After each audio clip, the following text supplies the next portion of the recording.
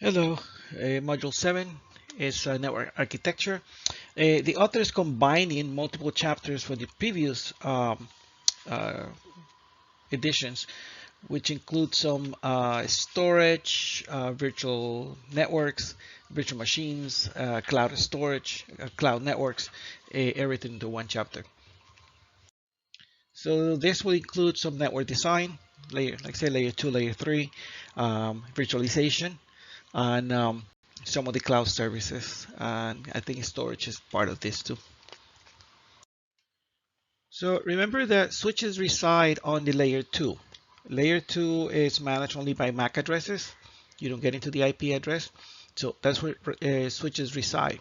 Now, on switches, you can have two types: unmanaged switch and managed switches. A managed switch are just like dumb switches. It's just they're all the ports are switched together, and basically all the ports are on one single network or one single virtual LAN. Whereas the managed switches, it has a layer 3 portion for management.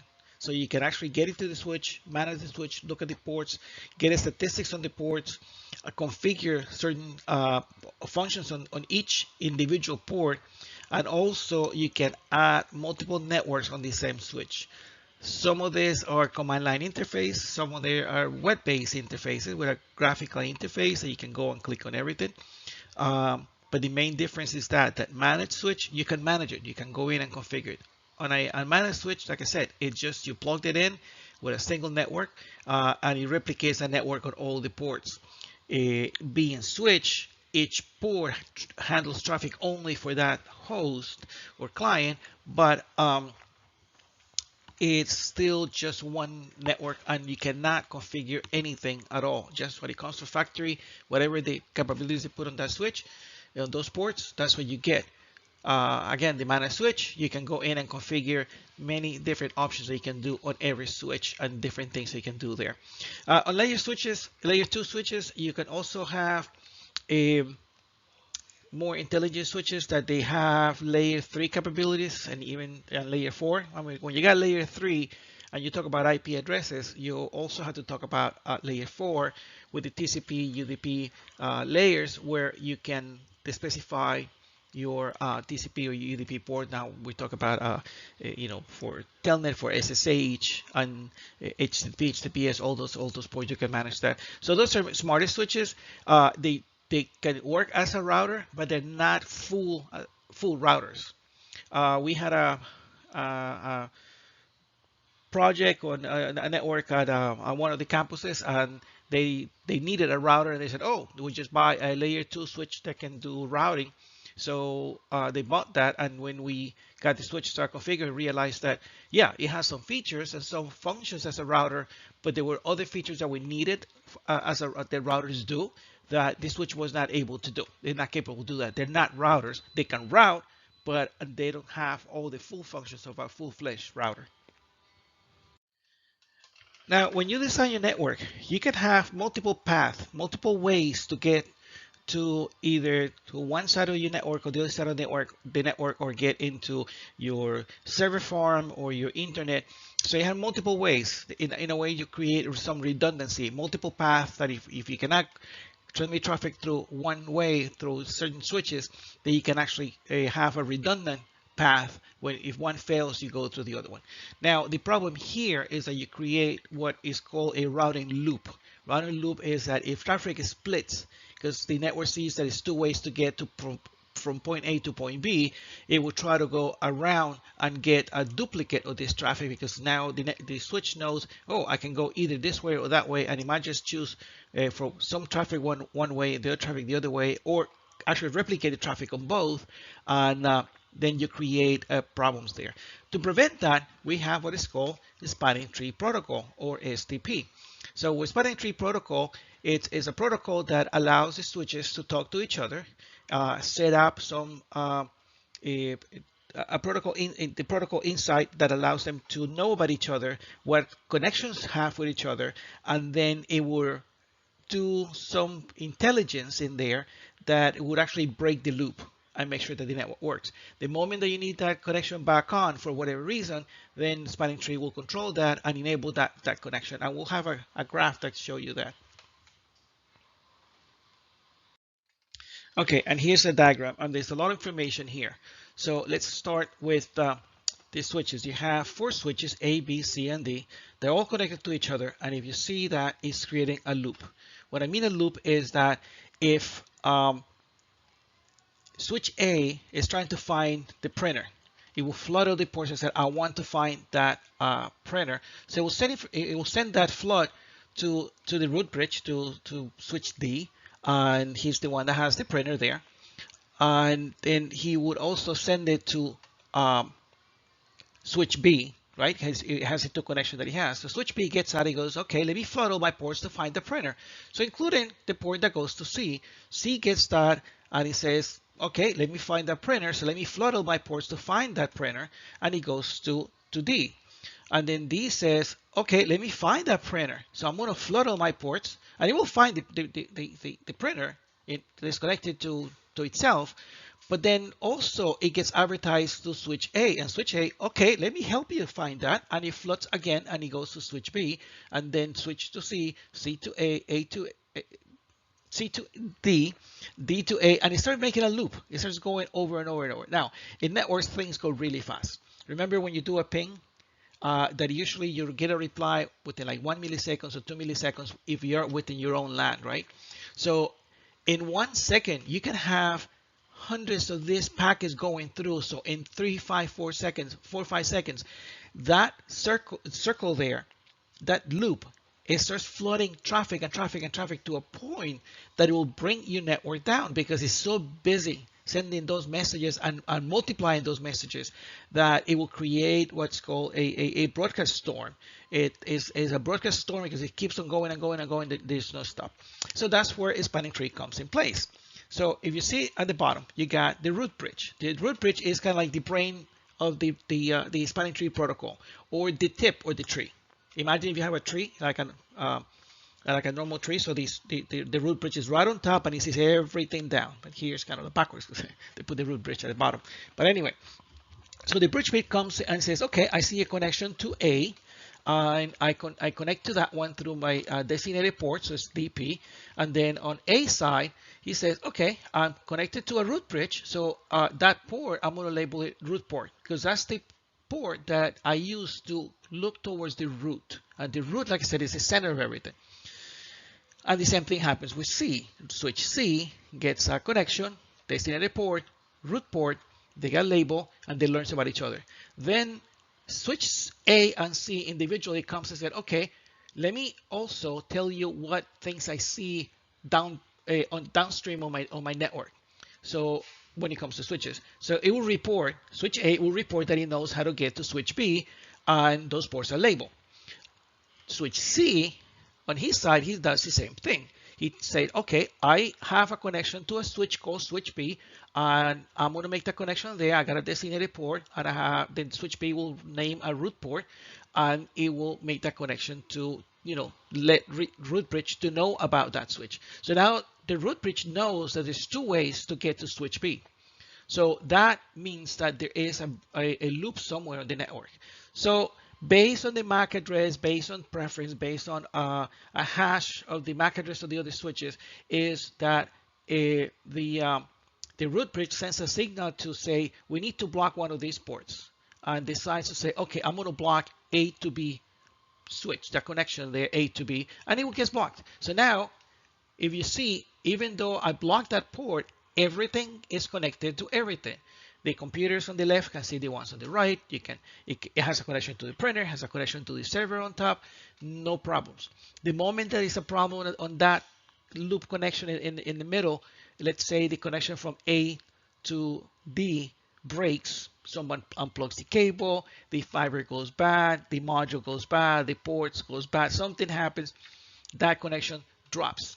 So within like about 20 seconds, the root bridge starts sending to find a way to say, oh, I lost a connection to switch A. So he goes to switch B and instructs the switch. We'll say, you keep your connection with switch A. So A and B, it starts to negotiate the spanning tree again, and then they will re-enable that port, restoring connections between all those switches together. So now A is still on the network, but now D has to go to C, B, and A that way. So if you see this, as at any point you can have one of those connections fail, and the block port will get restored, so you can get a connection to everything. So that's what a spanning tree does. It's a constant thing. It's constantly looking at the network, constantly doing that. There are messages that they're sent across. They're called BPDUs. The BPDUs are bridge protocol data units, and the BPDUs are those messages that send across through that. There are mechanisms to get those ports configured in certain ways, but it has to do now with the configuration of the port. We'll go through that in the next slides. Okay, so you have your BPDUs that they go from switch to switch, but also you can since these are managed switches, all of this happens on managed switches. Unmanaged switches have no intelligence of anything. All they do is switch traffic, and that's it. So managed switches will have a spanning tree. You will not have a spanning tree on an unmanaged switch. If you go to an interview and they ask you, the difference between an unmanaged switch and a managed switch, you said, well, managed switch, you can configure it. You can do any changes on the configuration or create your own configuration. Whereas on the unmanaged, you cannot reach it. You cannot get any information. You cannot configure anything or change anything on the switch. Just the way it is, you use it. And also a spanning tree works only on managed switches. Usually unmanaged switches don't support a spanning tree protocol. They cannot participate with spanning tree because they can't be part of those protocols. They're not smart at all. So when you configure those ports on a managed switch, you can have a BPDU guard, which the guard is just saying, okay, I'm connecting to a computer. A computer, honestly, they're not a switch. They're not a network device. So they don't need to have BPDUs. They don't have to listen to BPDUs. So I can put a guard so they don't get that. Then I can put also a BPDU filter so I don't receive any messages. Right? I don't receive any messages on that port. So if I put a filter, it says I'm filtering any BPDUs coming in from that port. You might want to do that if you have a switch that is not part of your network, but yet he can potentially run a spanning tree protocol, but you don't want that that switch for whatever reason be part of your spanning tree protocol or your spanning tree group. Then I'll put a BPDU filter. Some of the Cisco access points, they try to do that. They try to be part of the spanning tree, and basically the access points are just a endpoint. From that, you go to your wireless clients, and they're not going to create any loops. So I can put a filter there so I don't receive all those messages. And also you can have a root guard, which what it does is that it prevents that specific switch from becoming the root bridge. You remember, you can only have one root bridge on a spanning tree. So ideally, you want to have a switch that has good memory, good capabilities. One of the new switches, one of the bigger switches that you can have, it's the more CPU power and memory. That's the one that you want to be the root bridge,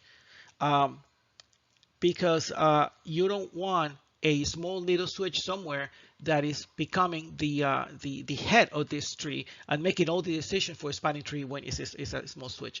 So if I have an older switch or something like that is not one of the best switches in the market, but yeah, we have it and it has a spanning tree, then I can put a root guard to say, okay, this switch will never be the root bridge. The way we have it at the college, we have a core router. The routers do participate on the spanning tree. So one of the things that we do is that we make the router, there's a router that also runs on layer 2. We make the router the spanning tree root. So he's the one that actually manages everything. And I know that device will have enough power, CPU power, memory and computing power to handle all those decisions it needs to make. There are other new technologies that some of the switches have. RSTP, the Rapid Spanning Tree Protocol. That's just a mechanism that allows communication to come through. So computers can actually get DHCP get authenticated for your users and all that, and then allow them to traffic before I can consider the spanning tree protocol. Because normally a port will come up, and before it comes up, spanning tree starts analyzing, is this connection going to create a loop on my network? And if it's going to create a loop, I'm going to block the port. But it needs to analyze that first. And it takes like about 10-15 seconds to do that. But sometimes a computer can, a user computer, a laptop that you connect there on a port, cannot wait 10-15 seconds to come up so you can get an IP address, because the DHCP will fail, or some other things will fail. So spanning tree, rapid spanning tree, what it will do is allow that communication to come through and start communicating and do some handshaking with the switch and the routers and the DHCP and all that. And at the same time, it's analyzing to see, hey, is this port creating a loop on my network? If it's not, then allow it. Then the other technologies like Trill or SPV, that's more for like extending networks, bringing networks across multiple areas. So the transparent interconnection of lots and links, that's what Trill does. It creates multiple ways to get from one network to another. Case in point, if I want to bring networks from one campus to another campus, I can use Trill to do that. And it still has to do some kind of looping to make sure that I'm not looping the network. SPV is another one. We had spanning SPV at the Miami-Dade network. We just replaced it with another protocol that is Jerry tunnels. Is more like sort of some kind of VPN tunnels. So we tunneled the traffic, and we didn't need to have SPV. But SPV worked really well, where you can create loops, connect multiple sites together and put networks there, and it will propagate those networks, and the recovery time for those networks is within milliseconds. So actually not milliseconds, like microseconds. Remember that I said that a spanning tree sometimes takes 15 to 20 seconds to decide if it needs to restore a link or not. Well, SPV can do it within milliseconds. So it is very resilient for redundancy ports. Now for switch port security, there's certain ways, things that you can do to protect your network. Normally, what they recommend is that if ports are not being used on your network, you want to shut down those ports. Shut down means like disabling the ports. Most of these switches, you can just do a shutdown or no shutdown to bring it back up, and that's how you change the state between shutdown, no shutdown. The problem, this is critical, like if I work at a bank, at a hospital, something like that, where I don't want unauthorized people to start connecting to just any port. At the college, we just leave them open. Most of the ports that you see, you can plug in and you'll get a connection because all the ports are enabled, which is kind of like a security breach that you can have there, but it depends how you treat it on the router. Then we have other measures there to prevent somebody breaking into the network. But yeah, you can shut down the ports and have them completely disabled. Another command is a switch port security. Switch port security is a way to filter or keep track of the MAC addresses. When you connect a computer to a switch, it has to register his own MAC address with the switch, right? With the switch port. If you have one of those little unmanaged switches, and you can have 4 or 5 computers connected there and connected to one switch, the switch will accept that. It will accept that and it will register those 4 or 5 MAC addresses. So with port security, you can actually protect the switch from MAC flooding, to having too many MAC addresses going to one single port. When you design your network, and I provide 4 or 5 switches for my small business, I can plan for how many computers and devices I'm going to have based on those ports. But if somebody starts connecting some of those small switches to my switch, where you can now convert one port into 5 ports, then my number of ports can actually duplicate or triple in no time if they start doing that. So a way to do that is to do MAC filtering, and I said, okay, I can allow 1 or 2 MAC addresses, 3 MAC addresses tops on my port. If you violate that, it's going to shut down the port. Nowadays, basically, you want to allow at least 2 MAC addresses, because a lot of devices will have a lot of ports will have the IP phone plus the computer. So you might require a minimum of 2 MAC addresses for that. Okay, and just it's a way to implement security, and there are other ways to go deeper into security for the switches. But this is the basic part that you can do.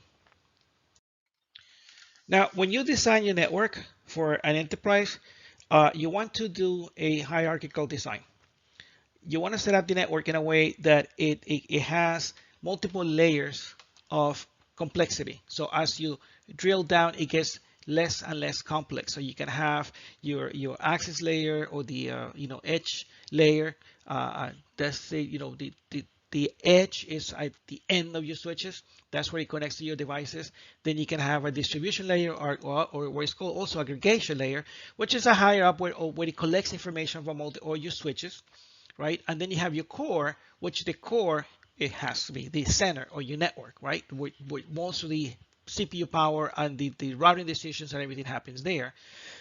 So when you design a network, there's two ways of traffic flows. What they call the east-west traffic is what happens within your network because it's going from east to west, just like in one direction, right? And the other direction is called north and south. But if you have, the cardinal points, you'll see north and south from top to bottom. So that's from within your network to get outside your network. So something that is going outside your network or come from the outside to the inside of your network, that's called the north and south. And everything is within your network, that's what's called the east-west because it's just on that one segment there within your organization. All right, so this is a better representation here. So you have your access layer, well, that's where all your switches will go. And then all your devices will connect to those switches. And then you have your distribution layer, that's where the switches connect to. So it will distribute the signal to everywhere. And if you see on this case, it's nice because all the switches have dual uplinks for redundancy, and they're connected to two separate distribution layers, routers in this case. And then on the top, you have your core layer, which those are the core routers. And you see the core routers have a double link between them to communicate between each other, and also double links to all the distribution layer routers.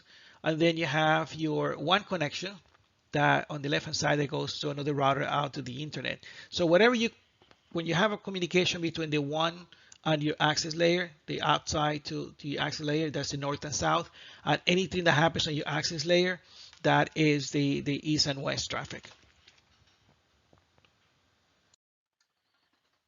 Now, it's still within the hierarchical design. It's another newer design that use SDN or software-defined networks. That software-defined networks takes some of the intelligence away from the traditional network, but you still keep that similar design, from different layers. To manage your east and west traffic. So on this design, what you have is what's called a span switches. The span switches are the ones that actually combine kind of like the core and the distribution layer into one router, and they don't really connect to each other, but they have multiple connections, more like a mesh to all the switches. What this does is that it improves redundancy and scalability because now you can have more connections you can have to the switches. It decreases latency because connection is faster because it's handled by any of those span routers. And performance security is basically the same, but it might increase a little bit.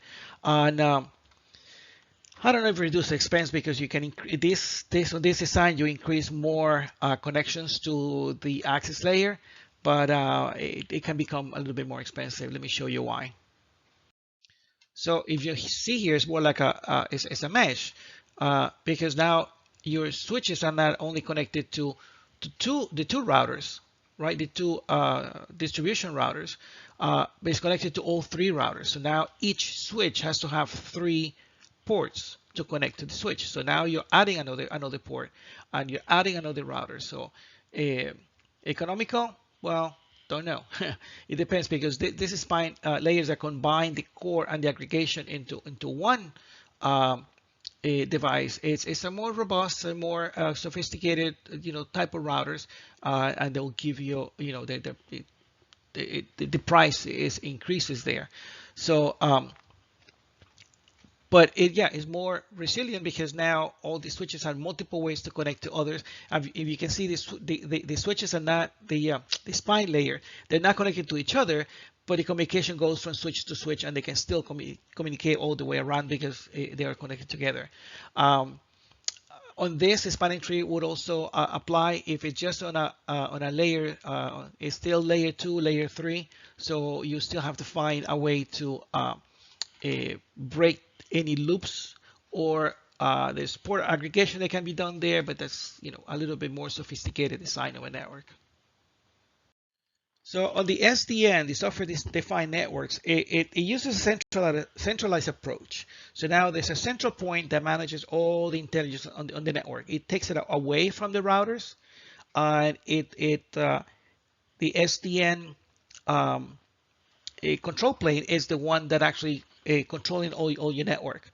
So it separates that thinking out of those spine or the aggregation layers into the SDN controller in that case, and he's the one doing uh, the decision making. So you have the control plane that is the one that will do the decision making. You got an application plane and the routing plane. They don't show the routing plane here, but it's like the management plane, where things are gonna connect. But let me show you on the next slide where it breaks everything apart, and you can see it better. So traditionally, you have your control plane, your data plane, and your switch all into one device, and they're all connected to each other, or how we want to connect things. But with SDN, now you have your SDN controller that sits on top of the application plane servers, and they are the ones that deciding what things can work.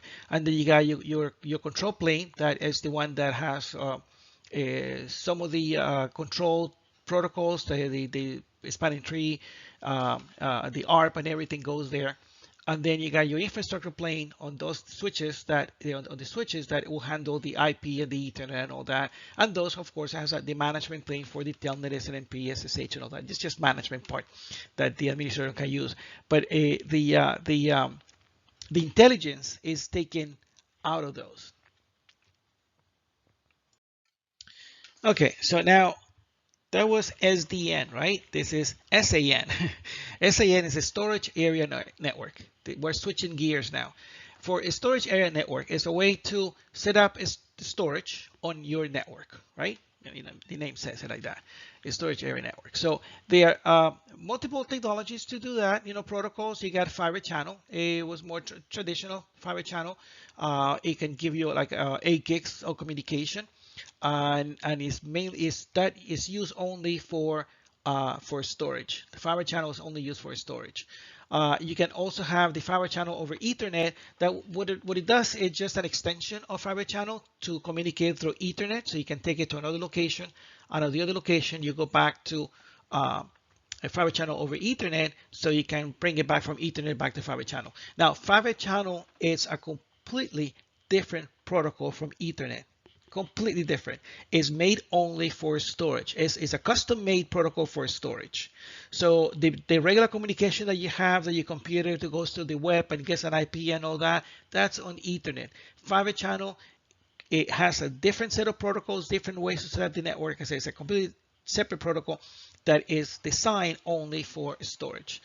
And on a more traditional way was the iSCSI, that is the Internet SCSI. That SCSI, it was a transport layer also made for storage, but that one runs over TCP. So you can have it on your Ethernet network, regular Ethernet network, and connect all your storage and your servers into that, and name your SCSI VLANs, your networks, and communicate like that. Like I said, fiber channel require fiber channel switches. And if you want to go through the Ethernet network to extend it, you have to go FCOE. InfiniBand, it's another specialized. This is just not the communication, but also the hardware that is also used for storage, but it's not as popular as the iSCSI, which is easier to set up, and it doesn't have the limitations of the fiber channel, because fiber channel in reality is like an old protocol, but it's a really, really good protocol for storage. But it competes with iSCSI. Some people prefer iSCSI, some people prefer fiber channel. At the college, we have both, but they're both used for storage, just different protocols. So your Ethernet network will not connect directly to the fiber channel or the storage, right? It's not for the computers, it's for the servers. So you have a file server that has basically two network connections, one Ethernet side and one that will be another one that will be the fiber channel. The fiber channel will connect to the fiber channel switches, and the fiber channel switches to the fiber channel SAN, which normally this you do a side 8 and side B. The same thing with iSCSI. With iSCSI, you do iSCSI A, iSCSI B for redundancy on the storage.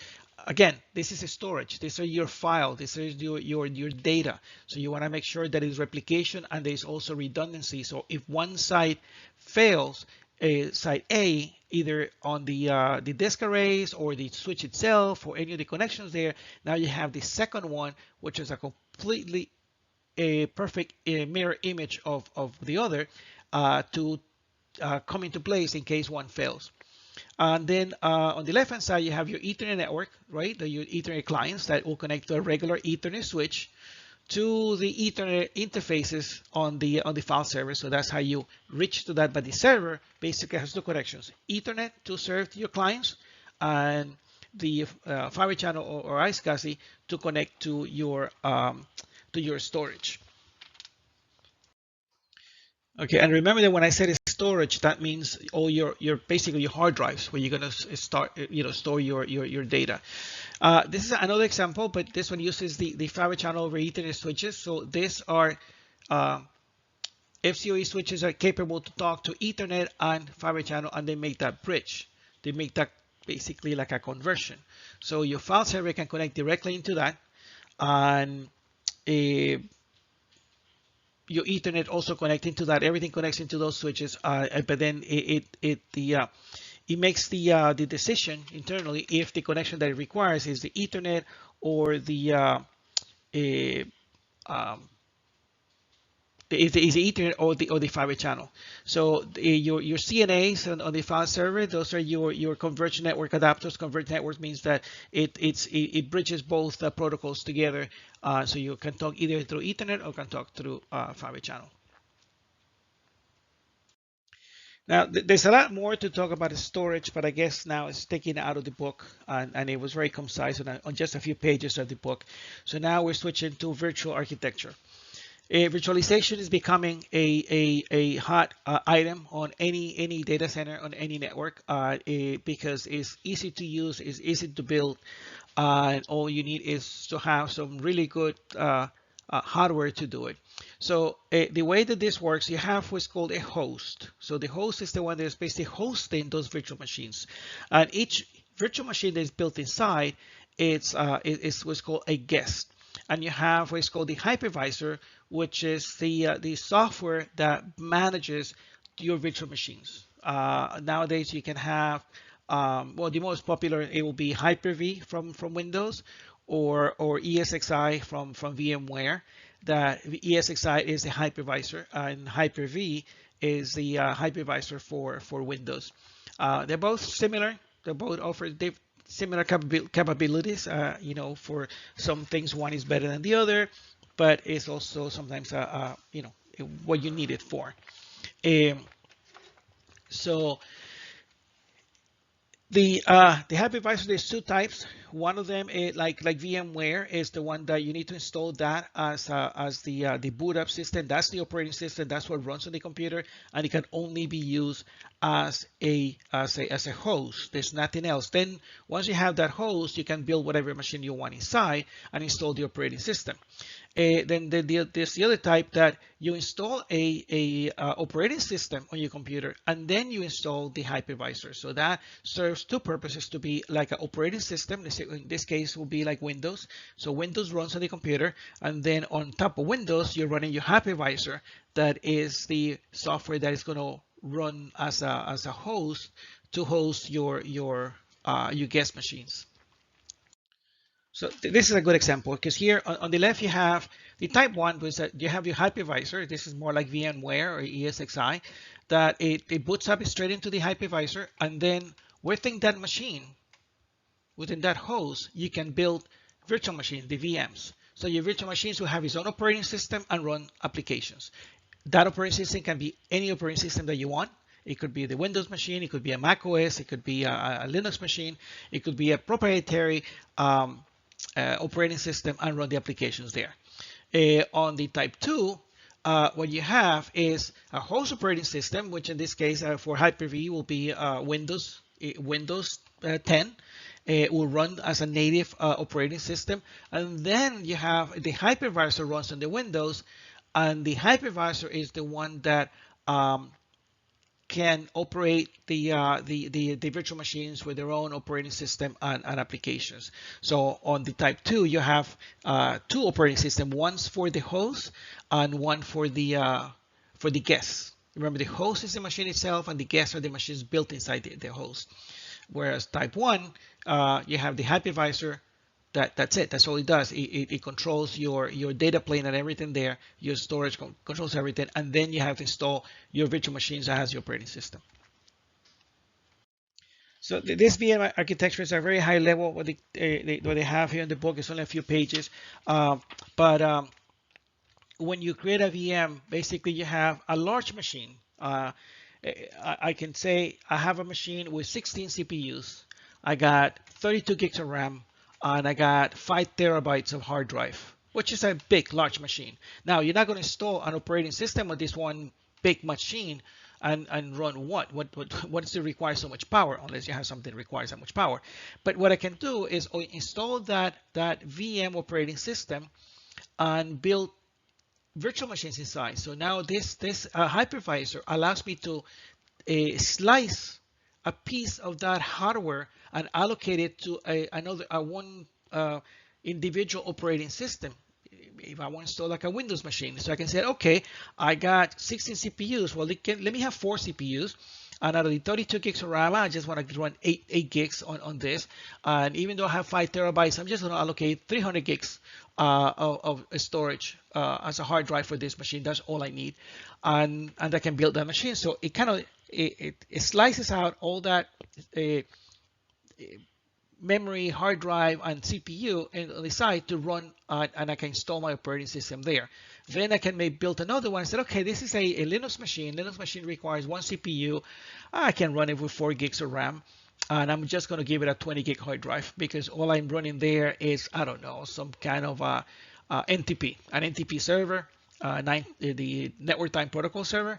And all it's doing is getting a clock and serving clocks. So Linux with 1 CPU, 4 gigs of RAM, and 20 gigs of hard drive is just plenty for that. And then I have another machine, and then I slice 4 CPUs, 16 gigs of RAM, and 2 terabytes of hard drive. So see, so what I have for my guest was a large hardware, a lot of CPUs, a lot of memory, and a lot of hard drive, and then I can slice it inside and make my individual machines. In class, I will show some of the VMs that I run for testing, and I can show you how I allocated different resources to different machines. But the book doesn't get too much into it. So now that if you have those VM machines, those virtual machines built inside the network, then you said, okay, how am I going to connect them to the network? Well, they have what's called a virtual NIC or virtual switches. So inside this hypervisor, it has the capabilities to build a virtual switch and virtual NIC cards for every machine. And the beauty of this is that you can add as many network cards you want and as many virtual switches you want, and as many is required for your network. So this is just like a regular layer 2 switch, and you build the switch, you actually define it, and a software who's actually mimicking how a switch would work. So it will look something like this. I got my hypervisor. The hypervisor has 2 physical network cards, actually physical network cards that connect to my network. And like I said, okay, I'm going to use just one of them, NIC 1, that I'm going to connect it to a virtual switch that I'm going to build it with 5 ports. One is the uplink and 4 ports. And then I'm going to connect your VM 1, 2, 3, and 4 to that switch, right? The host is the home machine, and the guest is we got 4 guests in here, and they're all going to connect to one network. Now that network can be a you can have DHCP, so it gets IPs from your network. You can have an internal DHCP, or you can have uh, network inside to connect them to each other. Yeah, so that connection can be 2 ways. It can be bridge mode, which says that you're bridging your your real network with your virtual network. So that allows everything to go through all the, you get IP addresses, gateways, everything you can get from the HTTP server. It's kind of like you're connecting that. It's like an extension of your physical network. Or you can have what's called a NAT mode. NAT is a network address translation, kind of like what it does at your home, that you get one IP address from the provider, and then inside you use your own set of, private IP addresses. So this what this will do. The hypervisor will get one single IP address, and then all the other machines inside will get an internal IP address assigned by the hypervisor, and he will be assigning those IPs like DHCP, and those can still talk to each other, and they will talk out to the outside. The downside of this is that you cannot reach those machines directly from the outside because they're being NATed. They're being masked behind one single IP address, so they cannot be reached directly from the outside. Those VMs can reach anything outside, like your computers inside your home to go outside, but they cannot be reached from the outside because of the NATing. If you initiate a connection from any of those, yes, you can keep on the connection back and forth, but not initiated from the outside to the inside. Whereas in bridge mode, since each one of them is directly connected to your physical network, then yes, those can be reached from the outside. So this is how the bridge side would work. You have here your 192.168.1.131, so it's getting an IP address from your network, and then you have an external DHCP, and then each machine inside is getting a real IP address from your network, the 192.168.1.132 and 1.133. So they're all part of the same network, but each one has his own IP address. Now the other setup you can have what's called the host mode only. That's host mode only is that you assign IP addresses to your guests, and they can only talk to each other. They're completely isolated. It's just for them to communicate with each other, but they don't connect to your physical network card, so they cannot get out to your network. Let me show you on the next slide. So on host mode, everything's like internal. So this is good if you want to build like a test environment, something that is completely isolated from your network and is not going to affect anything on your network. So I can replicate my servers. I can replicate some of my servers, like my domain controller, my Exchange server, my DHCP server. All those machines can be built inside and create like a totally virtual environment that is isolated from your network. So they can all talk to each other. They can all interact just the way that your real network does, but this is being built inside a virtual machine. And this is great when you're trying to do an upgrade and you don't know, or you want to practice your upgrade to make sure that you know exactly what the steps you need to do. A case in point, if you have your domain controller and you want to upgrade your domain controller, and you're not sure exactly how the steps are going to go, and you want to make sure that everything that you have documented is going to work well. So what I can do is take my real domain controller, make a copy of it, build it on a VM on a virtual machine, and then I can mimic the workstation that has the files to install, even a few clients built in there, and then I can mimic how would I do the upgrade. The beauty of that is that if I fail, I can start all over again because I'm not doing it on the real devices, on the real servers. I'm doing it on virtual servers. So these virtual servers are there for testing. And the moment that I'm done with it, I'll erase them and I free up all that memory, CPU, and hard drive that was first allocated for that machine, and I'm done. So it's very useful. Or for something that you just need to do, like a process that you want to run from one machine to another, and that has nothing to do with the outside, then you do it through the host-only network. So virtualization, yeah, has some advantages, but also has some disadvantages. Uh, Advantages is that you can efficiently use resources. If you have a server, like I said, it has 16 CPUs and 32 gigs of RAM, 5 terabytes of hard drive. That you use it for just one single application, it might not be worth it if it doesn't require all that power. You're wasting space, wasting hard drive space, wasting memory, and things that you'll never use. So this is a way to efficiently use it, because now you have multiple machines running in there, and you can fully use all your resources inside that machine. It cost is lower on energy because you don't have now 4 or 5 physical servers running. You have just one bigger one, and that one is running there. Your hard drives are being shared, your memory is being shared, your CPU is being shared. So now you're saving in there. It's fault and threat isolation because it's inside the virtual, so they can be segregated whenever you want to. You can also do um, a, copies of those servers at any time. On the same token, you can do simple backups and recovery and replication. That's so you can clone one of these servers and get another one with exactly same settings. One of the good things about virtualization is you can do what is called a snapshot. A snapshot, like the word says, it takes a snapshot of your server at a specific moment in time. So if I take a snapshot right now, I can say, okay, let me save that snapshot, and this is how the server was running. I was running perfectly fine with no errors, no problems. Let me do an upgrade. So I do the upgrade, and my upgrade fails for whatever reason. So I can always roll back to that snapshot, and I'm back to square one. I said, okay, let me try to do the upgrade again. Okay, so I applied those upgrades, and now my upgrade is working. I said, okay, let me take a snapshot now, and I let it run. I do some changes. I try now with the new features. I said, oh, now I got all the new features. Let me try these new features. I do something wrong, and I messed up the server. Well, let me go back to the snapshot that I did after the upgrade, and let it run like that, and then do all those changes.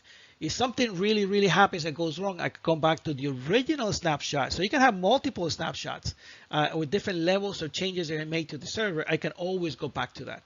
The only downside of that is that if I do a snapshot, and this is a server that has collecting data for any kind of data, is that when I go back to the previous snapshot, that's the same state that it was 2, 3, 4 days ago. So whatever data was added, whatever new invoices or new sales were done, is lost, because I just started to, if I did it on Monday and this is on a Wednesday, then whatever work was done the rest on Monday, Tuesday, and Wednesday is lost, because I'm now going back to whatever I had on Monday. So everything has to be done again. But it's, in a way, it's not so bad, because that's losing a few days of data against something that you can lose everything. So the snapshots it's really a good way to do recovery. Disadvantages, yeah, it compromises performance, because even though you are allocating CPUs, you still have those 16 CPUs and all that memory, and that is being shared. So it's a little decrease in performance that you can have there. It's becomes a little bit more complex when it comes to now configuring your vSwitches and allocate the space and keep track of that and where the VMs are and all that. If you have 2, 3, 4 VMs, it's okay. But if at the college we can have like about 20 hosts, and each host might have 15, 20 servers inside. So now you see how the numbers starts to multiply. So now you have to keep track of where your servers are, what the performance they require, and all that. Licensing costs, Windows server comes with Hyper-V, but ESXi and other products like that VMware, it requires a license. It's something you need to pay, on a yearly basis, and sometimes the license is locked to so many VMs, virtual machines, that you can do. And the biggest thing is single point of failure. So if I build 4 or 5 servers into one big host, right, the moment that single machine fails, you're not going to lose one server. You're going to lose 4 servers at one shot. So, but if you keep backups and you keep everything right, you should be able to recover that at any time. But yes, when one thing fails on that machine, let's say a power supply blows up on that single host, then everything is going to go down. and when it goes down, then all your servers are going to shut down. So yes, it's a single point of failure. Now you can do the same thing with networks. So you can have the network function visualization where you have a machine that can actually uh, not do servers or any other operating system like that, but actually you're doing firewalls or you're doing routers or you're doing any other kind of devices like that. At the college we have NFV for routers and also for the load balancers. Load balancers are devices that can allow you to have multiple servers in the background with mimic one in the front, like www.mdc.edu is not just one single server, it's more like a collection of about 10 15 servers in the background, and load balancers do that, and those are run through VMs. They're actually virtual. I will log in on one of the routers at from the college to show you the routers that we have that it runs. Some of them will run 3 instances of routers inside one device. It looks like a regular router with multiple ports and all that, dual CPUs, multiple power supplies, fans, and everything like that. But now you can allocate some ports to be and some I can slice it just like I slice any virtual host into multiple routers or multiple devices. Now, cloud architecture, cloud computing is something now everybody have heard about. Azure is one of those from Microsoft, and AWS from Amazon. Provides cloud services. There are other ones, OCI from Oracle. OCI is Oracle Cloud Infrastructure, and they provide cloud services. Cloud services, all it is running your servers or your machines on somebody else's hardware. It's the exact same concept of virtualization, but they're virtualized somewhere out there on the internet. Amazon has a lot of their servers in Seattle, Washington. There's a ton of servers that are actually there, but they also have it in multiple states. The same thing with Azure. Azure has, everywhere. I know that we use 2 sites for Oracle. One is in Phoenix and another one in Virginia. I think Virginia is the primary. Phoenix, we use it as a secondary, but we can go to 2 different places. So it's an on-demand service. You pay for what you use. If you're not using it, turn it off. Because as long as that CPU is clocking, they're going to charge you. As long as the memory is transferring something or storing on the hard drive, they're going to charge you. So it's an on-demand service. If I turn it off, I don't have to pay anything. But of course, at some point, I have to turn it on and use it. So it's a meter service. They call it rapid elasticity because you can, for a click of a button, you increase your memory, your hard drive, and anything. It's all virtual. And it's connected to the internet. You have that broadband network access that any service that you need can go through it. And you're sharing now really strong resources and very resilient resources where they can have redundancy set up on their servers. So if anything fails, supposedly you'll be migrated to another set of servers and your services will keep on running. We have some problems with cloud services that they go down and we have to wait an hour or so to, for the service to be restored. But when they sell it to you, they said, oh, no, it will just be done automatically and you wouldn't see it. But no, it just at the end of the day, you're running on somebody else's hardware, and is hardware. It's a physical thing. At some point, it will fail. At some point, somebody will connect something wrong. They issue the wrong command, and something's going to break, and someone has to fix it. The only problem is that you don't have control over that because now you're paying someone to maintain that for you. So the architecture works like that. You don't control it. You don't have it. You don't have to do all those updates and all that because they do it. So if you see here, you have any connection for your laptop, smartphone, or tablet, and it goes to a virtualization hypervisor, and then you have all your application, your storage, control, security, backup, everything is run in the background. They put it as a cloud because they don't. Basically, you don't know exactly what it is. You know what rack it is, what type of server it is. I know that Amazon and Google, they have their own servers. They actually manufacture their own servers. It's not like they use in Dell or Hewlett Packard or anything like that. They actually manufacture their own they design they have their engineers to design their own servers. But everything's on the cloud. You don't know exactly where it's going to be, and you pay for those services. So what you're paying is so you don't have to have a data storage person to handle your storage. You don't need to have a technicians to maintain your power, your network, and everything like that. You don't need to have also infrastructure guys that will be doing all your cabling and the connections and all that, because now everything is being done by somebody else in the cloud. So when you pay for that, you're paying for all those services. So you don't have to do that on your site. So you don't have to have a data center. Everything can be done in the cloud, and you pay for those services. Is it cheaper? Well, it depends. It depends how much is being used, how much storage you're going to be used. So those are things that, as a network engineer, you sometimes may have to. I have had to cost it out and said, well, we have this server here, and we pay so much for the power, the cooling, maintaining it, and all that. So if we do it in the cloud, it's going to be cheaper because it's there. Or sometimes it's just, I said, it's going to be more expensive, but now we don't have to be take care of this services, and we don't have to hire people to maintain it because somebody else is doing it there.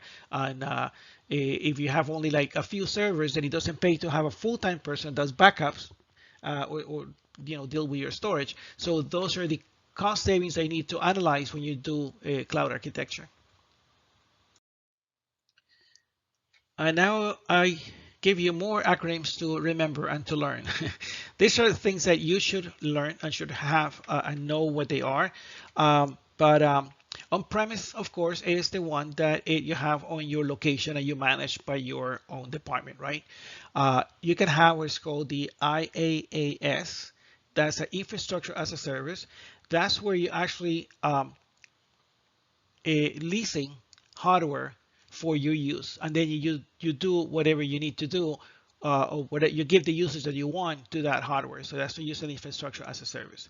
Now, when you have a platform as a service, platform is your operating system, right? So when you do a platform as a service, now you're actually renting a Windows machine, a Unix machine, or some libraries, some modules, or something like that, and then you don't manage the hardware, you just manage the operating system itself, and then you install whatever you need to do. If you go one layer higher than that, you get what's called software as a service. So now you don't control your hardware, you don't control your operating system. What you control is just the application. So I don't want a Linux server. What I want is just a web server. And that web server could run on a Windows application, on a Windows environment. It could run on a Linux environment. I don't care. As long as you give me a web server that application can run, then I can get a SaaS from that vendor, a software as a service. So it could be an email server. It could be a file server, anything like that. You're actually getting something that is the application. Then you have anything as a service, so the XaaS. So that's where you go in there and you can have anything. You can have the infrastructure, your platform, or your software, everything into one service. So you do whatever you need to do. So you're actually leasing anything, everything. Then you do to get more things complicated. You get either a public cloud, right? Something that is over the public transmission. You can have a private cloud, something that runs within your network. So you can run cloud services within your own organization, right? We kind of provide cloud services to some of the campuses. It's, hey, you want to run your server, but you don't want to buy a server? We'll provide you with that. Just pay us some fees. And then we'll provide you with the CPU, the space, whatever you need, and we'll provide you with the machine. So we have our own cloud, and we provide it to internal departments. Then you can have a community cloud, which is, it's a community. It's shared within multiple organizations. You can have a hybrid cloud, which is a combination of all those services in the single deployment, or the multi-cloud, where you have multiple places. Actually, that's what you do at the college. We don't have everything on all the, like the phrase says, that all the eggs in one basket, meaning that not everything goes to one single place. So as I mentioned before, we have servers in Azure, we have servers on AWS, and we have servers on Oracle Cloud. So if Azure, for some reason, has some problems, and I'm replicating that server at AWS, at Amazon, I can shut down or completely turn off those services at Azure and let the AWS to come up. And I'm hoping, I will hope so, that the AWS doesn't have the same issues that let's say Azure will have at that moment.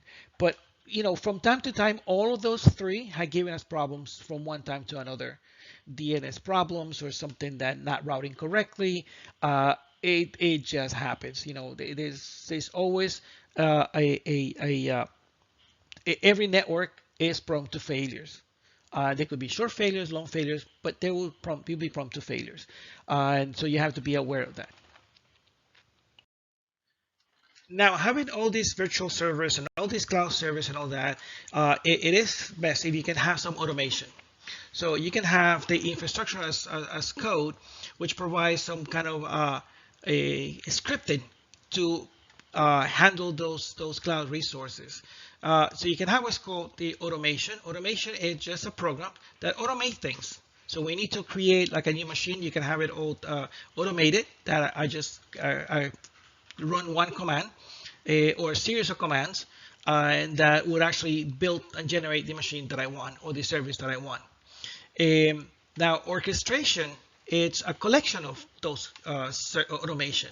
When you have like an orchestra, right? You have multiple instruments going at the same time, all in harmony, playing together. So that's what orchestration does. Orchestration is the having multiple tasks and multiple automated processes working together for something more complex to be done automatically. So that's orchestration. So connectivity and security, well, yeah, you're running on somebody else's network. So you're prone to ISP outages, bandwidth limitation, the provider outages, backups, and security system. My biggest fear on the cloud is that they do have security, but it's like who works there? Who is the person that actually is going to be handling my data? Who has access to my data there? Although they say it's all protected and all that, but it's like, well, I don't control your employees, so I don't know who has access to that. What happens most of the time is you get a misconfiguration, something that they make a change, either bring services down, or you start leaking your data. You can have unauthorized access, by employees or people that are not supposed to, and that you can get a breach on data of your data there.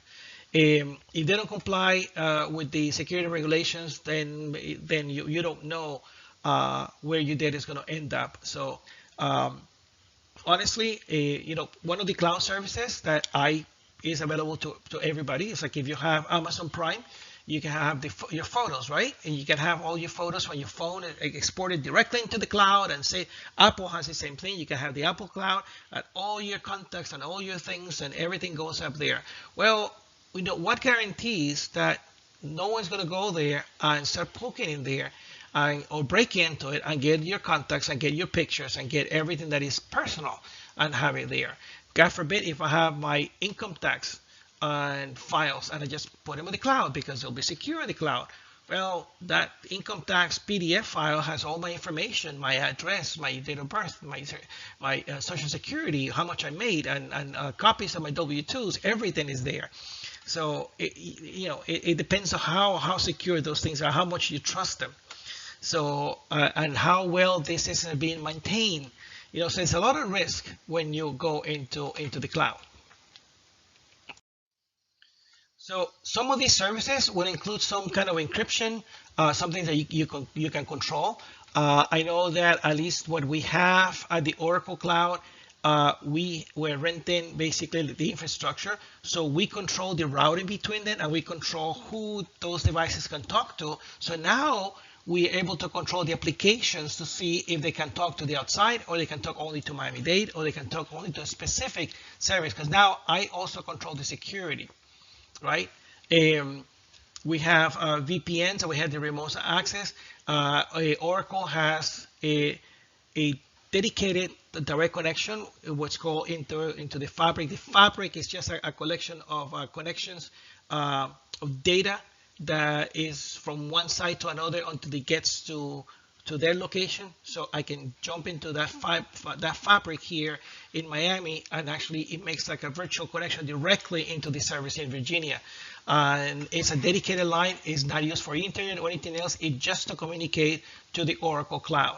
So we have one of those circuits that we pay a monthly fee. Is more expensive, but now we have more control over that. So the service that we have with OCI, with Oracle Cloud, they're more secure, more robust, and more security, but we paid a lot more. I mean, I can guarantee that the contract with Oracle is more than $1 million a year that the college pays for those services, whereas the AWS and all that, those are probably less money. But the Oracle, all your student data, all your grades, all your personal information is stored at Oracle. So that's why your data is so important that we keep it protected, and we have that dedicated connection. It says it's over $1 million that we pay on that, and the infrastructure that we have there, we control who can get in there. We control the TCP ports that can be that can access those servers, and per server individually.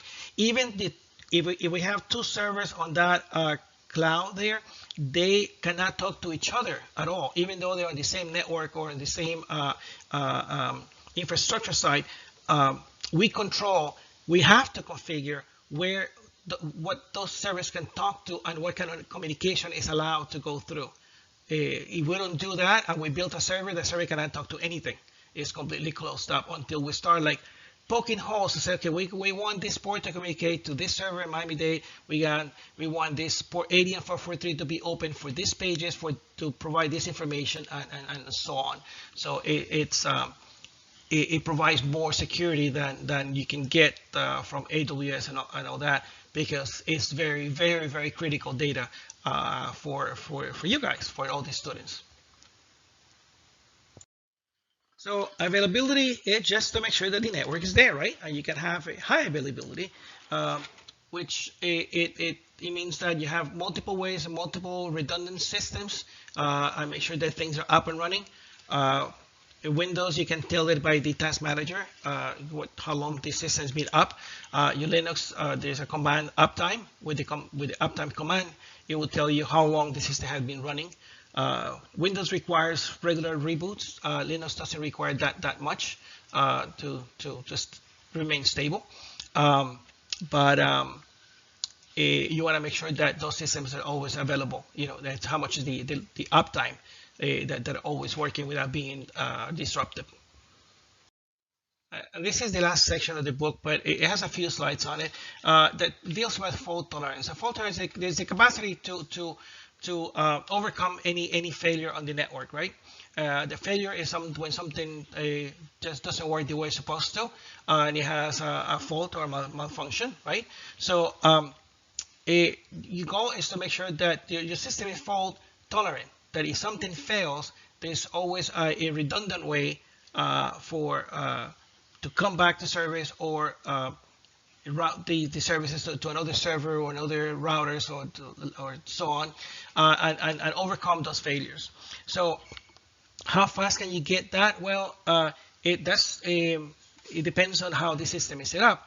There's two measurements here. There's called the mean time between failures, which is the average. So you can have between one failure and the next. So it's measured, how long the system was actually stable for how long before it fell again. And also the mean time to repair is the time they're required to bring to bring those services back up. So it's that small time that it will take you to repair it, bring it up, and get that service restored. So one is the one that measures how many times it was down, and the other one it just measures how long was the downtime. So this will give you a better idea of what it means. So the mean time to repair is how long it will take from one failure to the next repair, and how long that took. If it took an hour, it took 2 hours, 10 minutes, 2 days, and then the mean time between failures is how many failures you had. I mean, it was a failure every other month, every 6 months, every 3 years, or it's happening every 2 weeks. that it fails. So those are the two measurements that you have. So to avoid these failures, what can you do? Well, you can have you know a backup equipment, backup links, uh, service on standby, or things like that, so you can make sure that everything comes back. And the disadvantage of this is that redundancy is costly. I mean, to have multiple systems running at the same time is costly, but it depends on your business. It depends on what you do. Then you might require to have it. So it's kind of like if you have a server, one of the things that you might want to have is a spare power supply. So some of these servers you can pull out the power supply, put another one in. Most of them they come with two power supplies. It has what's called an automatic failover, which means that it could run on a single power supply, but they want you to run on both. But if one fails, you can still run on a single power supply, but you should replace that failed power supply right away. Some devices will have a set of tray for fans for cooling, and it will have like 4, 5, or 6 fans, and those are usually automatic, not automatic failover, but they will continue to work with the failed device, and you can just pull it out and replace it, right? Also, you can have a automatic failover on servers, automatic failover on routers or switches, that if one fails, the other one is there to take over. Of course, that requires more connections. Some equipment is called hot swappable, means that you can pull it out, put a new one in. Case in point, like the power supplies on a server, you can pull out the power supply, you can pull out a fan, and put another one in and replace it. If a memory module goes bad, then that one is not automatic. Of course, you have to shut down the whole server, pull down, so you're gonna have some downtime for that one. But some devices can be hot swappable. Some of the routers that we have at the college, they have dual CPU. They do automatic failover. So if one fails, the other one will take over. And then the one that had failed is hot swappable. So I can actually pull that CPU, put another one in, make sure it comes back up, and it comes up in sync. It gets the configuration, it gets everything, and then I can fail over again to make sure that that's the primary CPU. So this will have the two. To get to this, you can have what's called the hot spare. Hot spare is a completely duplicate of what you have, ready to go. It's hot spare. It's ready, fully installed, and all I need to do is basically move it over, and it will work. A cold spare is a duplicate also, but it's not installed, maybe not fully configured, and it will require more work to install it because it has to be configured, turned on, probably install it at the location. So that's what's called a cold spare. So you see the difference between cold and hot. Cold is because it's somewhere in another place, you have to bring it in, and hot is because it's there, it's ready to go. So to achieve fault tolerance on some of the network connections or servers, you can have what's called a link aggregation or port aggregation, where you can have multiple network cards. Microsoft calls it NIC teaming. On the routers or the switches is called a link aggregation. Cisco calls it a port channel. They all have different names, but they all mean the same thing. It's just multiple ports that can be aggregated into one. So when you aggregate ports like that, you can, if they're both active, you increase the throughput. But in a way that if I have two 10 gig uplinks are aggregated, yes, I can have 20 gigs of throughput total. But in case of one of them fail, I should be able, or should be designed in a way that it should work on a single 10 gig port. So if one of the two fails, then you need to make sure that it will work with just one. You can have the automatic failover between aggregated NICs also, that if you have multiple aggregated NICs, so the other one will be on standby. When it goes down, the other one will come back up. I know that the NIC teaming on Windows allows you to do that, to do the aggregation, which is active, or do active standby. Active, both ports are active, or two NICs are active at the same time. If one fails, one will continue working and will give you the service. And the other is the active standby, where one is active, the other one is standby. When the active one fails, the standby takes over automatically, but it's so fast that your server, we wouldn't even see it. Load balancing is a way to distribute the traffic over multiple links or multiple connections, and it's also fault tolerance because if you have multiple connections, you have more performance, and it's definitely fault tolerant because if anything fails, you still have another connection. So to use a fault tolerance, you can have it here on like a, let's say for this example, on a storage server where you have link aggregation. You can have NIC1 and NIC2, and it goes to port 1 and port 2. Well, the author shows you this, and yes, this is a link aggregation, and you can have all the computers, workstation 1, 2, and 3 communicating through one single switch to 2 ports to go to the storage. Yes, if you lose one of the NIC cards on the server, it will keep on working. If you can NIC 2 and NIC 1 is still running, it's still good. The problem here is that it has a single switch.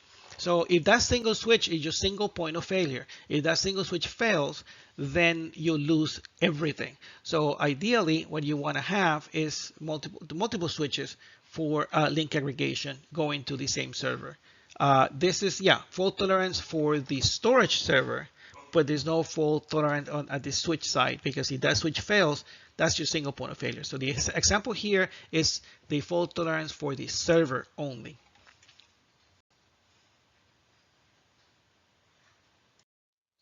So the standard is called LACP, the Link Aggregation Control Protocol, and that's the one you can aggregate ports. They both can be used at the same time. They split the load, right? And they can work. Both of them can carry the traffic. Those devices will have, same configuration, and they have passive mode or active mode. The load balancers are devices that can, work through multiple connections, multiple servers, multiple computers. Like I said, the MDC.edu website, it doesn't go to just one single server. It goes to multiple servers, and so each server can, let's say, handle 100 clients. But then another server can handle another 100 clients, another server handle 100 clients. So you can create what's called a round robin. So as the connection starts to come in, it goes to one server and then the other, then the other, then the other.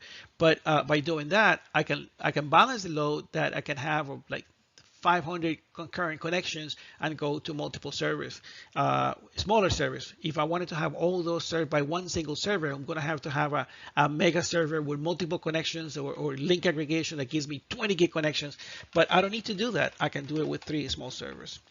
This is part of sort of like doing the clustering. Clustering is part of the load balancing, where you can have multiple servers, and they have what is called a VIP, a virtual IP address, which represents the whole cluster. So when you go to www.mdc.edu, it's 147.70.29.80. It's a single IP address, but it has multiple servers in the background with different IP addresses, but they're all being represented by this one VIP, the virtual IP address.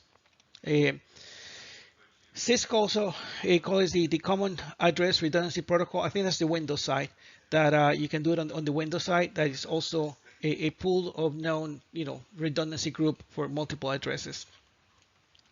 What they call on Cisco, you can have that like sort of like a virtual IP address, but it's called HSRP, the Hot Standby Routing Protocol, and it's the hot standby routing protocol. So it's hot, so you can have a primary and secondary, and it's all controlled by one single IP address.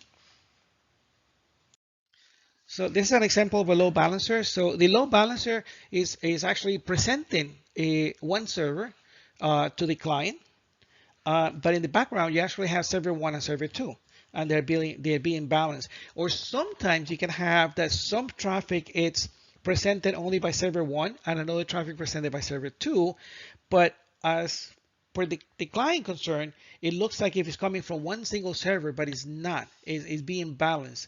So I don't know. Admissions can be on one server and registration could be on another server. So even though you go to the same www.mdc.edu and then you start clicking on the admissions part, and then you click on the registration part, and it seems like you're talking to one single web page, in the background you may have 2 servers that they're balancing the traffic. So one of them handles one type of traffic and the other one handles the other type of traffic. When we talk about encryption, we can also do this because when it comes to encryption, you can use the load balancer to terminate the encryption connection at the load balancer, and then the communication between the load balancer and the service in the background is on the clear. Now, since that's inside my network and it's all controlled, I don't mind that that traffic is unencrypted. But now the servers don't have to do the decryption and encryption again. It doesn't have to handle the keys and all that because it's being taken off from there, being offload and given to the load balancer. So the load balancer is the one that does the balancing and also terminates the encryption, and he's the one that actually starts the client talks to and it keeps the encrypted communication between the two, whereas in the background is in the clear and is split between servers. So load balancers can do that. And like I said, that's when it adds the fault tolerance on this connection. Of course, if you have multiple servers serving the same content, so each one fails, one of them fails, then the other one will take over and serve the same service. And VMs are the best thing for this. You can have a distributed switch that is between two different hosts. So now you have all these VMs on host 1 and the VMs on host 2 that are actually managed by a distributed switch that is a virtual switch. And they all seem to be working from one central point, but it's not. It's actually coming from two separate hosts. And this is all virtualized, and it provides that redundancy. And this is the end of the chapter. So we talk about, the network design, the architecture of the multiple layers that you can have on the aggregation layer, your switch layer, your core layer, the edge, and all that. Virtualization, which is kind of covered in here. This is not a VM class, but just to give an idea how it works. And then cloud services, how the cloud services work, and ways to do your network fault tolerant. I will go over some of this in class and give you more real life examples of each one of them, because luckily we have that at the college network, and also I have access to those, so I can actually show you how it works. All right, thank you.